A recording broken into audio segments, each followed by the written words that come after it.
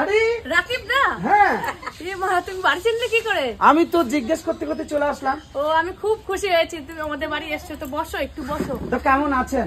ভালোই আছি। আর বাড়িতে সকলে কেমন আছে? বাড়িতে সবাই ভালো আছে। তো মেয়ে কেমন আছে? মেয়েও ভালো আছে। মেয়ে ডাকেন একটু।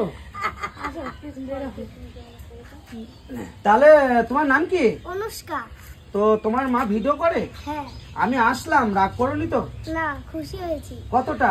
অনেকখানি খুশি তো হয়েছি আপনি কিছুদিন আগে আমরা মিট করেছিলাম, তো কেমন লেগেছিল? খুব ভালো লেগেছিল দাদা। হ্যাঁ। তোমার সাথে মিট হয়ে খুব ভালো লেগেছিল।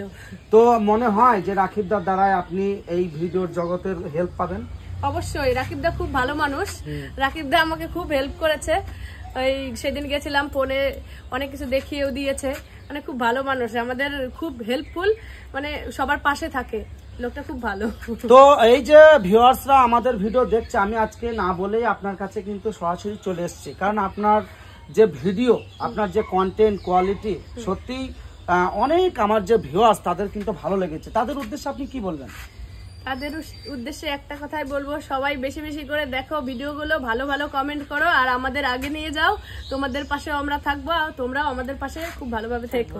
তো ভিউয়ার্সরা যদি আপনাকে উপরে তুলে দেয়, তবে আপনার জীবনে মানুষের জন্য, সমাজের জন্য কি করা মানসিকতা? ভিউয়ার্সরা যদি আমাকে উপরে তুলে দেয়, তবে আমার গরিব মানুষের জন্য কিছু করার ইচ্ছা আছে। যদি সেরকম সাপোর্ট পাই, তবে সবার জন্য মানে কিছু করব, মানে সেটাই আশা রাখছি সবার কাছ থেকে। মনে অনেক ইচ্ছা, হ্যাঁ, যে অসহায় মানুষের পাশে দাঁড়াবে। হ্যাঁ হ্যাঁ, ইচ্ছা আছে, তাই ইচ্ছা আছে। তাহলে